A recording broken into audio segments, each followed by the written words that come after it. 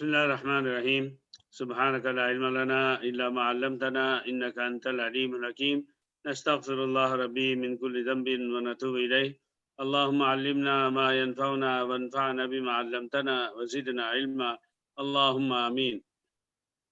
میرے بھائیو، آج جو ہے ہم سورہ لیں گے سورۃ المسد قل هو اللہ سے پہلے، جس کی ابتدا ہوتی ہے بسم اللہ الرحمن الرحیم تبت یدا ابی لہب وتب۔ اس سورت سے ہم شروع کرتے ہیں۔ آپ نے دیکھا کہ اس سورہ کا جو نام ہے وہ سورۃ اللہب ہے، اور یہ اشارہ ہے نبی کریم صلی اللہ علیہ وسلم کے سگے چچا ابو لہب کی طرف۔ اس سے پہلے کہ میں اس سورہ کو شروع کروں، میرے بھائیوں، بہت ہی اس کا مقام ہے کہ وہ دولت جو کسی کو لا الہ الا اللہ محمد رسول اللہ کہہ کر ملتی ہے، اس دولت سے اللہ تعالیٰ کا عجیب و غریب جو ہے اختیار تھا کہ نبی کے چچا کو محروم کر دیا۔ ان الفاظ کو بولتے ہوئے بھی دل گھبراتا ہے ہماری پکڑ نہ ہو جائے، مگر یہ تحدیث نعمت، یعنی اللہ تعالیٰ کی نعمت کے شکرانے کے طور پر کہ اللہ نے ہم کس لائق تھے اور ہم کس لائق ہیں، ہم کو یہ دولت دی۔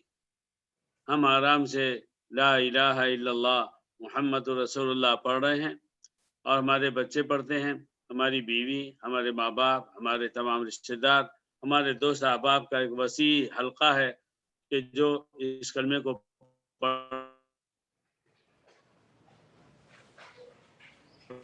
پڑھتا ہے، مانتا ہے۔ اللہ نے جس کو جتنا مانگتے ہیں، یہ اللہ کی بہت بڑی نعمت ہے جو ہم کو ملی ہوئی ہے۔ اس نعمت کی قدر سب سے پہلے ہم کو کرنا ہے، اور ہمیں یہ سوچنا ہے کہ اللہ نے ہم پر کرم کیا، ہم کسی لائق نہیں تھے مگر ہم کو یہ نعمت دے دی۔ اب اس کی قدر یہ ہے کہ اس کی ہر بات پر ہم چلیں اور چلائیں۔ یہ سورہ جو ابو لہب کے نام پر قرآن میں نازل ہوئی، کیوں نازل ہوئی، تو اس کی بہت ساری باتیں کہی جاتی ہیں۔ اس میں امام بخاری رحمۃ اللہ علیہ نے لکھا ہے حضرت عبداللہ بن عباس کے حوالے سے کہ یہ سورہ اس لیے نازل ہوئی کہ اللہ تعالیٰ نے قرآن کریم میں سورہ مدثر نہیں انڈین، پاکستانی، بنگلہ دیشی تلفظ ہے مدثر، دال پر زبر، عربی کا جو لفظ ہے وہ اس کے تشدید کے ساتھ ہے مدثر۔ تو جب سورہ مدثر نازل ہوئی تو اس میں ایک آیت بھی نازل ہوئی وَأَنذِرْ عَشِيرَتَكَ الْأَقْرَبِينَ، اے محمد صلی اللہ علیہ وسلم، آپ جو آپ کے قریبی رشتہ دار ہیں ان کو ڈراؤ، یعنی اسلام ان کو سمجھاؤ، ان کو بتاؤ کہ اسلام کیا چیز ہے۔ آپ سوچئے کہ قریبی رشتہ دار اللہ نے فرمایا تو کیا مطلب ہے؟ اس کا مطلب یہ ہے کہ جو مکہ کے لوگ ہیں آپ کے سب سے قریبی رشتہ دار ہیں، وہ لوگ جو آپ کے رشتوں میں ہیں، اور وہ لوگ جو رشتہ داری میں نہیں ہیں مگر قبیلوں کا ایک ایسا گتھا تھا، ایک ایسا کنیکشن تھا عربوں میں اس وقت کہ ایک قبیلہ دوسرے قبیلے سے کہیں نہ کہیں جا ملتا، اور اس کی وجہ سے وہ ہر قبیلے کو نہیں سمجھتے، ان سے رشتہ داری ہوتی۔ جب یہ آیت نازل ہوئی تو بخاری شریف میں اس کا ریزن لکھا ہے کہ آپ صلی اللہ علیہ وسلم نے صبح کے وقت صفا پہاڑی پر پہنچ گئے۔ اس وقت کا آپ نے بھی سنا ہوگا، ایک طریقہ تھا، کوئی اہم بات کہنی ہوتی تو کوئی شخص پہاڑی کے اوپر چڑھ جاتا۔ کیوں؟ اس لیے کہ پہاڑی پر چڑھ کر آپ وہاں سے جب کوئی آواز نکالو گے وہ دور دور تک پھیلے گی، جس کو بولتے ہیں صدائے بازگشت، پلٹ کر آنا۔ اور مکہ اس وقت جس طرح پہاڑیوں کے درمیان گھرا ہوا تھا تو اس میں وہ قدرتی لاؤڈ اسپیکر تھا کہ وہ لگا اور اس کے بعد میں فوراً جو ہے آواز شروع ہو گئی۔ تو آپ نے وہاں سے واہ صباح زور سے کہا، اور سب لوگ، بہت سارے قبیلے کے جتنے بھی وہاں اس وقت موجود تھے سب کے سب بھاگ کر وہاں پہنچ گئے۔ اب آپ پہاڑی کے اوپر کھڑے ہیں، باقی سب نیچے ہے، اور آپ نے ان سے پوچھا، اس میں ابو لہب بھی آ گیا، سب لوگ آ گئے۔ آپ نے پوچھا کہ لوگوں یہ بتاؤ، اگر میں تم سے یہ کہوں کہ اس پہاڑی کے پیچھے ایک بہت بڑا لشکر ہے جو تم پر حملہ کرنے والا ہے، تو کیا تم اس بات کو مان لو گے؟ سب نے کہا کہ کیوں نہیں مانیں گے، ما جربنا علیہ کذبا، یہ الفاظ تھے، یہ بہت بڑا سرٹیفکیٹ ہے، ما جربنا علیہ کذبا، ہمیں کبھی تجربہ نہیں ہوا کہ تم نے جھوٹ بھی بولا ہے۔ ہمارے بارے میں کوئی بولے گا؟ بیوی اور بچے ہمارے سب سے بڑے رازدار ہیں، انہیں پتا ہے کہ جب کوئی دروازے پر آتا ہے تو ابا کہتے ہیں بول دو کہ ابا گھر پر نہیں ہے، تو بیٹا بھی اتنا سچا ہوتا کہ دروازے پہ جا کر یہی بولتا ہے کہ ابا کہہ رہے ہیں کہ ابا گھر میں نہیں ہے۔ تو سچ بولنا یہ ہے وہ چیز جو اللہ ہم سب کو نصیب کرے۔ جب آپ لوگوں نے یہ کہہ دیا تب آپ نے کہا فَإِنِّي نَذِيرٌ لَكُمْ بَيْنَ يَدَيْ عَذَابٍ شَدِيدٍ، تو میں تم کو ڈراتا ہوں ایک سخت عذاب سے، یہ فرمایا۔ اور اس کے بعد میں جو بھی آپ نے کلمے کی، اللہ کے ایک ہونے کی بات کہی ہوگی، جیسے آپ نے بات ختم کی تو خود اسی ابو لہب نے کہا تبا لگا یا محمد، اے محمد تمہارے ہاتھ ٹوٹ گئے، لہٰذا جمع تھا نا، کیا تم نے اس لیے جمع کیا تھا؟ تو یہ جب اس نے کہا تو بخاری شریف کے مطابق اور بہت سارے مفسرین کے مطابق پھر اللہ نے یہ صورت نازل فرمائی کہ تم کہتے ہو کہ تبن لگ، محمد تم برباد ہو جاؤ، نعوذ باللہ، تبت یدا ابی لہب و تب، تو برباد تو ابو لہب ہوگا، اس کے ہاتھ ٹوٹیں گے، وہ تبا، اور وہ ہلاک ہو چکا ہے، اور آگے کی آیتیں ہیں۔ تو یہ تو شان نزول تھا جسے میں نے آپ کو سب سے پہلے بتانا ضروری سمجھا، مگر اس کے ساتھ ساتھ خود آپ کو کچھ باتیں ابو لہب، اس کی بیوی، اس کے بچوں کے بارے میں بھی جاننا ضروری ہے اس سورے کو سمجھنے کے لیے۔ میرا انٹرنیٹ بھی آج مجھے بہت ستا رہا ہے اور وہ کنیکشن بالکل کام نہیں کر رہا ہے، بہت ممکن ہے کہ یہ میں لیپ ٹاپ پر بیٹھا ہوں تو وہ ختم ہو جائے تو میں فوراً اپنا موبائل شروع کر دوں، وہ ہر تھوڑی دیر کو چارج ہو رہا ہے پھر چارج ہونا بند ہو جا رہا ہے، تو ابھی تک الحمدللہ ہے لیکن ابھی تک آیا نہیں ہے، کب ہوتا جا رہا ہے، فرسٹ ٹائم میں دیکھ رہا ہوں کہ زیادہ ہو رہا ہے، اللہ بچائے۔ بہرحال میرے بھائیوں، بات کیا تھی کہ ابو لہب جو ہے اس کا اصلی نام تھا عبد العزیٰ، عبد العزیٰ بن عبد المطلب، اور یہ جو ہے اس کا نام ان کے باپ نے، اپنے باپ نے خود اپنے بیٹے کا نام کی جگہ اس کی کنیت رکھ دی تھی ابو لہب۔ یہ بڑا خوبصورت اور اس طرح سے اللہ نے اس کو حسن دیا تھا کہ جیسے کہ اس کے اندر سے آگ پھوٹ رہی، ایک دم لال، مکہ کے طبیعت کے بالکل خلاف، اور جناب اس کی وجہ سے اس کا نام ابو لہب تھا۔ ان کی بیوی، اس کی بیوی کا نام تھا ام جمیل عروہ بنت حرب بن امیہ، اور یہ جو تھی یہ بھی ایک بڑے خاندان کی تھی۔ ابو لہب کی 3 بیٹے تھے اور ایک بیٹی تھی۔ جو 3 بیٹے تھے اس میں بڑے بیٹے کا نام تھا عتبہ، دوسرے بیٹے کا نام تھا معتب، اور تیسرے بیٹے کا نام تھا عتیبہ۔ اس میں سے یہ سب کافر رہے، لیکن جب مکہ فتح ہو گیا تو اس وقت عتبہ اور معتب یہ دونوں مسلمان ہو گئے اور عتیبہ نہیں ہوا۔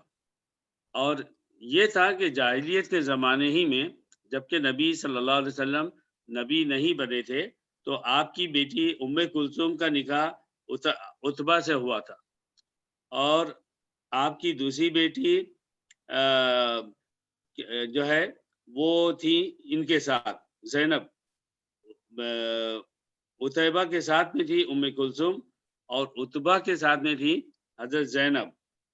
ابھی جب یہ نبی صلی اللہ علیہ وسلم نے اسلام کی طرف دعوت دی تو کیا ہوا، باپ نے اپنے دونوں بیٹوں سے کہا رأسی و رأسکما حرام ان لم تطلقا ابنتِ محمد، رأسی و رأسکما حرام، تمہارا اور میرا سر حرام ہے۔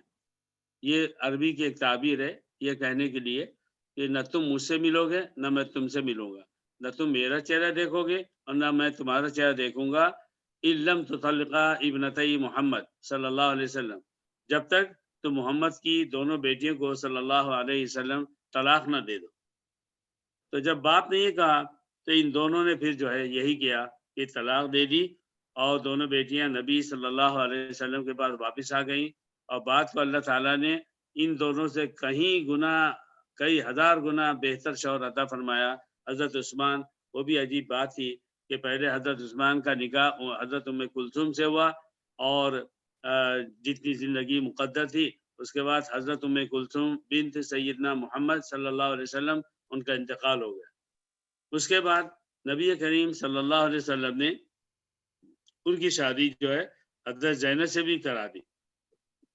چونکہ نبی کریم صلی اللہ علیہ وسلم کی دو بیٹیوں کا نکاح جو ہے حضرت عثمان سے ہوا، اس لیے اس کے بعد ان کا لقب بھی پڑ گیا ذو النورین، دو نور والے۔ اور اس دو نور والے عظیم شخصیت کے ساتھ میں امت نے کیا سلوک کیا؟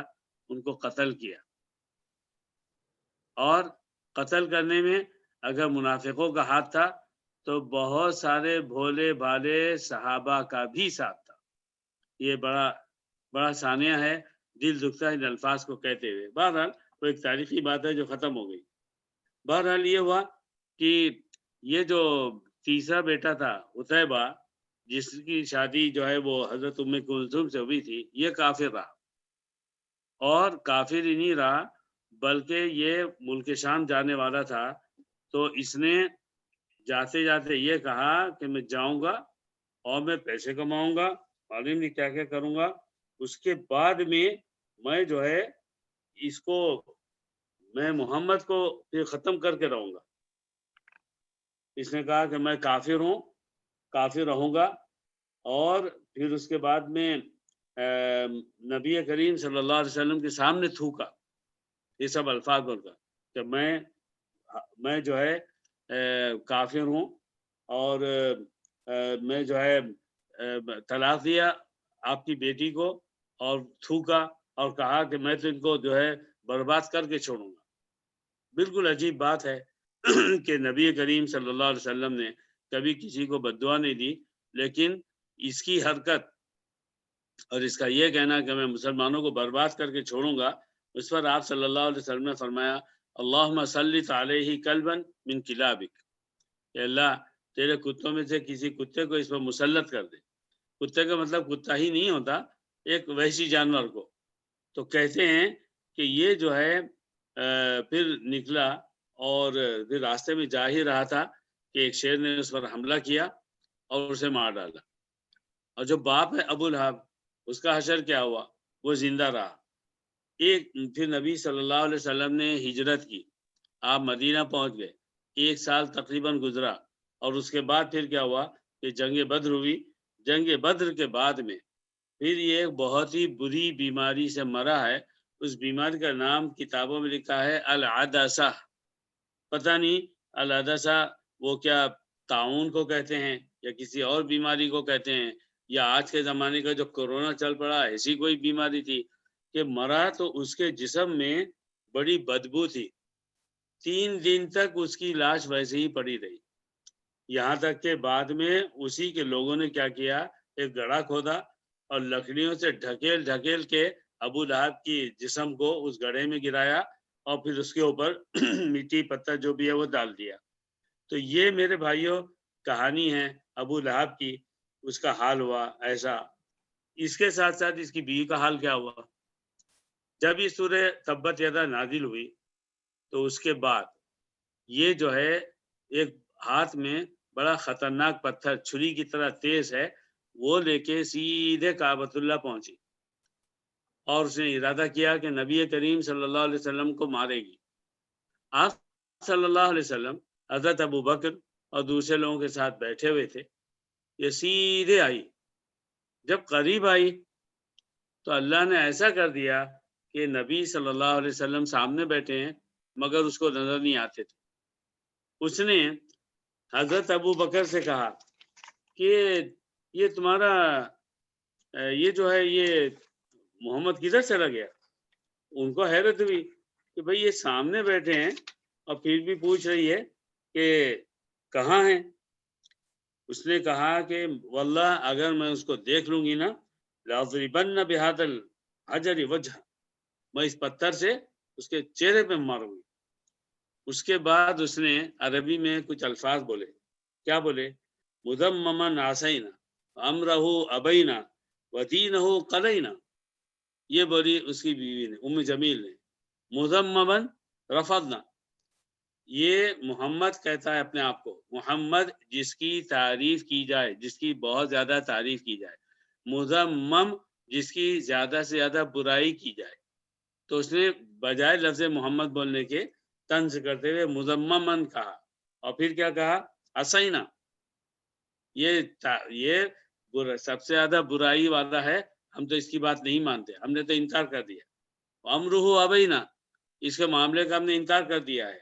اور کیا کہا؟ وَدِينُهُ قَلَيْنَا، ان کے دین کو جو محمد دے کر آئے ہم تو نہیں مانتے، ہم نے چھوڑ دیا۔ اور اس کے بعد میں پھر پوچھا حضرت ابو بکر سے کہ تمہارا جو ساتھی ہے وہ کدھر ہے؟ اگر دیکھوں گی تو ماروں گی۔ جب وہ چلی گئی تو حضرت ابو بکر نے رسول صلی اللہ علیہ وسلم سے عرض کیا، درود شریف پڑھ لیا کیجئے، کہ اللہ کے رسول کیا آپ اس کو نظر نہیں آئے؟ آپ نے فرمایا کہ ہاں، اللہ نے اس کی آنکھوں کی بصارت چھین لی تھی، اس لیے اس نے مجھے نہیں دیکھا، اور یہ اس کا حال تھا۔ اس کا ایک معاملہ اور بھی تھا، وہ کیا تھا؟ اللہ تعالیٰ نے قرآن میں کہا ہے، ابھی تفسیر کو لیتے ہیں کہ ضروری باتیں میں نے اس بارے میں بتا دی۔ تبت یدا ابی لہب و تب، ابو لہب کے ہاتھ ٹوٹ جائیں یا برباد ہو جائے، وہ تب، اور وہ ہلاک ہو گیا۔ جو پہلے کے لفظ ہیں وہ بد دعا ہے، تبت یدا ابی لہب، یہ بد دعا ہے، تمہارے ہاتھ ٹوٹ جائیں یا ابو لہب برباد ہو جائے، بد دعا ہے۔ وہ تب، اور برباد ہو جائیں ایسی بات نہیں ہے، وہ ہو چکا۔ وتبا جو دوسرا جیسے آیا وہ تب، اور وہ ہو چکا برباد۔ اس کے بعد ما اغنا عنہ مالہ وما کسب، اس کو اس کے کام نہیں آیا۔ کیا کام نہیں آیا؟ اس کا مال اس کے کام نہیں آیا، کیونکہ وہ کہتا تھا، یہ محمد بولتے ہیں نا، مجھے جب مرنے کے بعد جہنم میں ڈالیں گے میں اپنا سارا پیسہ لگا دوں گا، فدیہ دے دوں گا۔ وما کسب، اور اس نے جو کچھ بھی کمایا۔ جب اللہ نے کہہ دیا کہ ما اغنى عنہ مالہ، اللہ نے جو مال دیا ہے اس کے کام نہیں آیا، تو مال ہی تو وہ چیز ہے جس کو کہ انسان کماتا ہے، تو ایسی بات نہیں ہے، بلکہ یہ جو مال ہے اس کے ساتھ میں وما کسب، تو یہ وما کسب جو ہے بولتے ہیں اس بات کو بھی کہ اس سے مراد اس کی اولاد ہوتی ہے، کیونکہ اولاد جیسے کہ ایک شخص نے اپنے اولاد، اس کو اولاد ہوئی یعنی اس نے اولاد کما لیا، تو یہ وہ بولتا تھا کہ اگر حضرت عبداللہ بن مسعود رضی اللہ عنہ نے روایت کی ہے کہ ابو لہب کیا کہتا تھا کہ اگر مجھے جہنم میں جانے کی بات ہوئی نا تو میں اپنا مال اور اپنی اولاد کو اس کو جو ہے تو فدیے میں دے دوں گا، میں بچ جاؤں گا۔ اس طرح کی الٹی سیدھی باتیں بولتا تھا، تو اللہ نے اس کی طرف اشارہ کیا کہ ما اغنى عنہ مالہ وما کسب، اس نے نہ اس کا مال اس کے کام آیا، وما کسب، اور نہ اس کی اولاد اس کے کام آئی۔ سیصلی نارا ذات لہب، وہ مستقبل میں جہنم میں جلایا جائے گا۔ یصلا، صلا یسلی کا مطلب ہوتا ہے بھوننا، آگ کے چٹکے دینا۔ ہم کیا کرتے ہیں؟ مٹن کو آگ پر چٹکے دیتے ہیں، ہم اسے بھونتے ہیں، تو اللہ نے فرمایا سیصلی نارن، اور وہ آگ کیسی ہوگی؟ اس سزا کے لیے اللہ نے اس شخص کے لیے جو سزا تجویز فرمائی اس میں فرمایا ذات لہب، اور لہب کسے کہتے ہیں؟ آگ سے جو چنگاریاں نکلتی ہیں تو وہ ذرا خوبصورت لگتی ہے، چھوٹی چھوٹی چنگاریاں اور بڑی بڑی چنگاریاں، اور وہ جب لگتی ہیں کسی کو لگے وہ بہت زیادہ تکلیف دیتی ہیں، تو اللہ نے اس کے نام کی وجہ سے اس کی سزا یہ مقرر کی کہ اس کو جو ہم آگ دیں گے اسپیشل، اس میں چنگاریاں نکلتی ہوں گی، یہ تو اس کا حال ہوا۔ اور بیوی کا حال کیا ہوا؟ وامرأتہ حمالۃ الحطب، اور اس کی بیوی جو لکڑیوں کو اٹھائے پھرتی ہے. یہ صرف جو ہے لفظی ترجمہ ہوا. حمالۃ الحطب، حمالہ اٹھانا.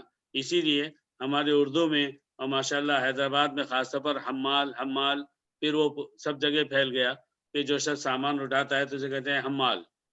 حمال کا مطلب ہے کسی چیز کا اٹھانا.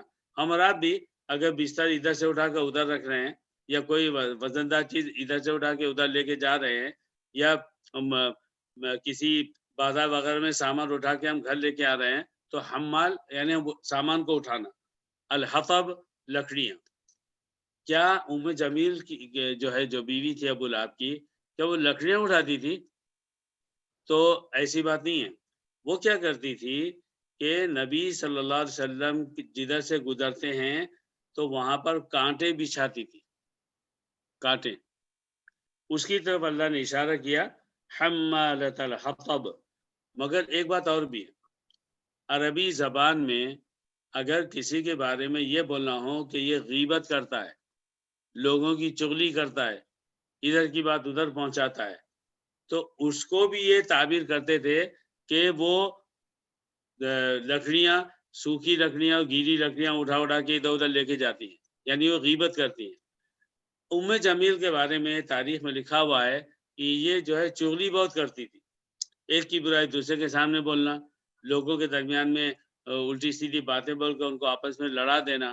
تو یہ اس طرف اشارہ ہے. یہ اس طرف اشارہ نہیں ہے کہ وہ لکڑیاں اٹھاتی تھی، بلکہ اس طرف اشارہ ہے کہ وہ چغلی کرتی تھی. اور اس کے بعد کی آیت ہے آخری، فی جیدہا حبل من مسد. جید کہتے ہیں عنق، گردن کو، اور مسد کہتے ہیں کانٹے. تو فی جیدہا، اس کی گردن میں اللہ نے فرمایا کانٹے کی. وہ بھی کانٹے کیسے؟ جو کہ بٹے ہوئے ہوں گے. وہ رسی جس کے اندر کانٹے تک چبھے ہوئے، ایسے جیسے کہ ہم دیکھتے ہیں کہ بلڈنگوں کی جو فینسی ہوتی ہے تو آپ دیکھیے کہ وہ لوہے کے ٹکڑے آپس میں مڑے ہوئے ہوتے ہیں لیکن چبھنے والے اوپر کے حصے ہوتے ہیں. تو کانٹے جیسے کہ اس کے اندر ویسے ملے ہوئے ہوں گے. یہ اللہ تعالیٰ نے فرمایا. کیوں اس نے فرمایا؟ کہتے ہیں کہ دراصل یہ جو ہے اس کے پاس یعنی ہیروں کا ایک بڑا ہار تھا، اور یہ ہمیشہ کہتی تھی واللات والعزی، لات کی قسم جو ایک بت کا نام تھا اور عزیٰ کی قسم جو دوسرے بت کا نام تھا، ان دونوں کی قسم کھا کے بولتی تھی لأنفقنها فی عداوت محمد. یہ میں محمد کے صلی اللہ علیہ وسلم کے خلاف بس میں لوگوں کو اکساتی رہوں گی، اسلام کے خلاف بات کرتی رہوں گی. پیسے کی ضرورت پڑتی اپنا ہاتھ بیچ دوں گی اور پیسہ اسلام کی اور محمد کی دشمنی میں لٹا دوں گی. اور اس طرح سے وہ یہ کہتی تھی. تو میرے بھائیوں، اگر آپ یہ دیکھیں سورہ کو تو آپ کو بظاہر یہ لگ رہا ہے کہ اس سورہ میں ابو لہب ایک شخص ہے، بیوی ہے اس کی، یہ دونوں اسلام کی دشمنی میں اپنی مثال آپ تھے، بڑی دشمنیاں کر رہے تھے. اور جو ہے یہ دیکھیے میں مجھے 2 منٹ دیجیے.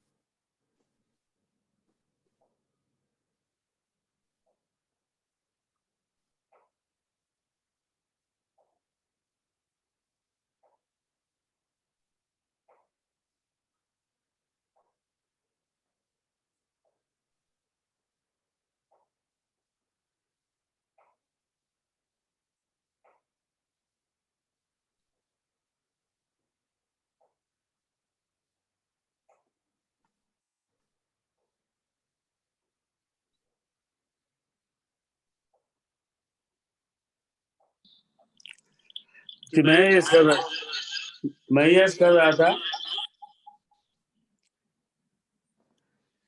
کہ دیکھیے بظاہر ایک شخص ہے اور وہ جو ہے اسلام دشمنی میں آگے ہے، اس کی بیوی بھی آگے ہے، اور شوہر کی دشمنی یہ ہے کہ اس نے جب سب کو دعوت دی گئی اسلام کی تو اس نے یہ کہا کہ تب بن رکھا یا محمد، اے محمد تم برباد ہو جاؤ، تو اس کو سزا ملی۔ اور بیوی جو یہ کہتی تھی کہ میں جو ہے تو سارا پیسہ اسلام دشمنی میں خرچ کر دوں گی، ان کو بدنام کروں گی۔ یہ دو کیریکٹر ہیں۔ مولانا امین احسن اصلاحی ہمارے قریب کے زمانے کے ایسے عالم ہیں جنہوں نے اس بات کا انکار کیا کہ یہ جو سورہ ہے، یہ سورہ کا جو شان نزول ہے اس کا مطلب صرف کسی دشمن کے بارے میں ہے۔ وہ اس سے مراد لیتے ہیں کہ سارا کفر، یہ کہ یہاں سے بات سمجھیے، یہ اشارہ یہ دو افراد کا نہیں، اس زمانے میں جتنے کافر ہیں ان کی جو حکمرانی ہے اور مسلمان مظلوم ہیں مکہ میں اور مدینے میں ان کے پیچھے منافقین لگے ہیں، یہ پورا سیناریو جس میں گویا اسلام خطرے میں نظر آ رہا ہے، یہ اس کی طرف اشارہ ہے، ان کا کہنا ہے۔ اور یہ کہ یہ جو ہے اس بات کی طرف اشارہ ہے اصل میں کہ آپ جو ہے قریب میں جلد ہی دیکھیں گے کہ کفر جو بڑا طاقتور تھا وہ ہار گیا، اور اسلام جو بالکل دبا ہوا تھا، طاقت کم تھی، دنیا میں پنپنے کے چانسز نہیں تھے، تو گویا کہ اس کو جو ہے یہ بات ہوئی کہ وہ اتنا آگے بڑھ گیا کہ آخر کار اس نے کفر کو مغلوب کیا اور اسلام غالب ہو گیا، اور پھر اسلام صرف مکے کی حد تک محدود نہیں رہا بلکہ ساری دنیا میں پہنچ گیا۔ تو ان کا خیال ہے کہ اس سورہ میں دراصل اس کی طرف اشارہ ہے۔ بہرحال بات سمجھنے کی کیا ہے؟ سمجھنے کی بات یہ نہیں ہے کہ ابو لہب نے کیا کیا، اس کی بیوی نے کیا کیا۔ ہر بار ایک ہی بات سوچنا ہے، میں نے کیا کیا، میری بیوی کیا کر رہی ہے، میرے بچے کیا کر رہے ہیں، ہم سب اسلام کے کتنے وفادار ہیں، یا ایسا ہے کہ اسلام کی جو بات ہم کو میٹھی لگتی ہے ہم اس پر عمل کرتے ہیں، اور اسلام کی جو بات ہمیں مشکل لگتی ہے ہم اس کو چپ چاپ چھوڑ دیتے ہیں، اور ہمارا دل مطمئن ہو جاتا کہ بھئی ہم تو ایسا کر ہی رہے ہیں۔ تو ظاہر ہے اللہ تعالیٰ نے قرآن میں جگہ جگہ فرمایا ہے، یا ایھا الذین آمنوا ادخلوا فی السلم کافہ، اے ایمان والو تم اسلام میں پورے داخل ہو جاؤ، ولا تتبعوا شیطان، اور شیطان کی اتباع مت کرو، شیطان کے راستے پہ مت چلو، انہ لکم عدو مبین، وہ تمہارا بہت ہی کھلا ہوا دشمن ہے۔ تو میرے بھائیوں، ضرورت اس بات کی ہے کہ آپ بھی اور میں بھی اور ہر مسلمان ہم اپنا جائزہ لیں۔ ہم خود چھپے ہوئے ابو لہب تو نہیں ہیں۔ اگر ہم نبی صلی اللہ علیہ وسلم کی کسی بات پر عمل نہیں کر رہے ہیں، یہ ہماری چھپی ہوئی دشمنی ہے۔ اللہ تعالیٰ اس دشمنی سے بچائے۔ کس کو حق دیا، کس نے حق دیا آپ کو کہ آپ محمد صلی اللہ علیہ وسلم کی ایک بات کا انکار کریں؟ کس نے آپ کو حق دیا کہ جس بات پر جی چاہے چلیں، جس بات پر جی نہ چاہے نہ چلیں؟ یہ کس نے حق دیا آپ کو؟ مگر آپ کیے جائیں، مگر میں ایسا ہی کیے جاؤں، میری بیوی میرے بچے ایسے ہی کرتے رہیں، میرے رشتہ دار ایسے ہی کرتے رہیں، کوئی مسلمان بھی ایسے کرتا رہے، تو یہ گویا اسلام سے اور مسلمانوں سے کھلی ہوئی نہیں تو چھپی ہوئی دشمنی ہے۔ ہم سب اس کے شکار ہیں۔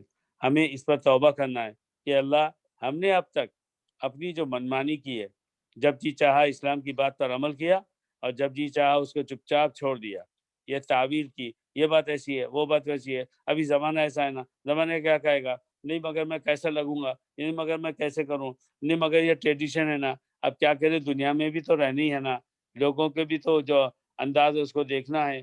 تو ہم یہ جو جملے بولتے ہیں، صحابہ نے ان جملوں کو کبھی استعمال نہیں کیا، وہ صرف ایک بات جانتے تھے، محمد صلی اللہ علیہ وسلم نے کہا ہے، اللہ کے حکم سے کہا ہے، اس کے اوپر عمل کرنا ہے۔ اللہ تعالی ہم سب کو اس کی توفیق عطا فرمائے۔ آمین۔ ماشاء اللہ، جزاک اللہ۔ ماشاء اللہ، جزاک اللہ۔ غفور بھائی دعا کر لیں۔ جی جی، چلیے دعا کرتے ہیں، اللہ تعالی ہم سب کو سمجھ عطا فرمائے۔ آمین یا رب العالمین۔ انت الغفور الرحیم وانت الکریم وانت الجواد ذو آمین العرش آمین المجید، یا ربی انت فعال لما ترید، یا ربی انت خلقتنا وجعلتنا من المسلمین، وجعلت آمین آباءنا وأمهاتنا وأمهاتنا وأولادنا وأحفادنا وسبطاتنا وأسباطنا جعلتهم كلهم من المسلمين فلك الحمد ولك الشكر يا رب العالمين. اللهم أنت جعلتنا ممن يقولون لا إله إلا الله محمد رسول الله. اللهم فاشهد بأننا مسلمون، فاشهد يا ربنا نقول لا إله إلا الله وأن محمد رسول الله. يا ربنا تقبل منا هذه الكلمة الطيبة الصادقة العظيمة المباركة، آمين وجعلنا آمين نطبق في حياتنا الفردية والاجتماعية يا رب العالمين. اللهم صل على محمد وعلى آل محمد كلما ذكره ذاكرون وكلما غفل عن ذكر الغافلون.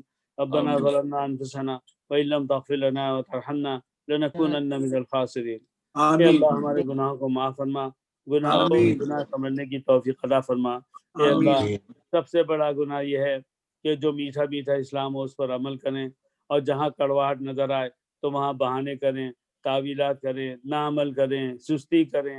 اے اللہ ایسی حالت سے ہمارے ایمان کی حفاظت فرما، ہمیں ایسا طاقت اور ایمان عطا فرما کہ ہمارا نفس چاہے نہ چاہے اور ہمارا دل چاہے نہ چاہے اور حالات کیسے ہی ہوں اور لوگ کچھ بھی کہتے ہوں، ہم تیری بات پر عمل کریں، اور جب جب عمل کریں تو فخر کریں اور تیرا شکر ادا کریں۔ اے اللہ ایسا ایمان ایسا عمل صالح عطا فرما۔ اے اللہ مسلمہ کو، اب تمام افراد کو، آج کے اور بعد کے جو بھی مسلمان جتنے پیدا ہونے والے ہیں قیامت تک، اے اللہ ہر مسلمان کو ابو لہب اور ابو جہل بننے سے بچا لے، ہم سب کو ابو لہب اور ابو جہل کے بننے سے بچا لے، ہماری بیویوں کو اور مسلمانوں تمام مسلمانوں کی بیویوں کو ام جمیل بننے سے بچا لے۔ اے اللہ سچا اور صاف ستھرا نکھرا ہوا ایمان عطا فرما جس میں کبھی بھی شرک نہ ہو، کفر نہ ہو، بدعت نہ ہو، تیری نافرمانی نہ ہو اور نفس کی خواہشات شامل نہ ہو۔ اور اللہ جب نیک عمل کی توفیق دے اس میں ایسا اخلاص ہو کہ 100% ہو، تجھے پسند ہو، تیرا عمل ہمیں پسند آ جائے، ہم صرف تیرے لیے کریں، جنت کی طلب کے لیے کریں، جہنم سے بچنے کے لیے کریں، دنیا کی کسی مصلحت کے لیے نہ کریں۔ اے اللہ اے اللہ اے غفور اللہ اے رحیم اللہ، اے اللہ ہمیں ایسا ایمان عطا فرما۔ اے اللہ ہمارے تمام بھائیوں کو جو ہر اس مجلس میں شریک ہوتے ہیں، یا ہمارے وہ مسلمان بھائی اور بہنیں جو کسی اور کے درس میں بیان میں شریک ہوتے ہیں، آپس میں میل اور محبت عطا فرما، ایک دوسرے کی قدر کرنے کی توفیق عطا فرما۔ جتنے اسلام کے نام لیوا ہیں، کہنے والے ہیں، جتنے علماء ہیں، جتنے داعی ہیں، ان سب کو اخلاص عطا فرما، اور اللہ ایک دوسرے کی عزت کرنے کی توفیق عطا فرما، اور حق بات جہاں سے ملے، جیسے ملے، جب ملے، جس قدر ملے، اس حق بات کو سننے کی، ماننے کی توفیق عطا فرما۔ اے اللہ ہماری ان دعاؤں کو اور دنیا کے ہر مسلمان کی ہر جائز دعا کو اے اللہ اپنے فضل و کرم سے قبول فرما۔ صلی اللہ تعالی علی خیر خلقی محمد وعلی آلہ صحبہ اجمعین برحمتک یا ارحم الراحمین۔ آمین آمین۔ آمین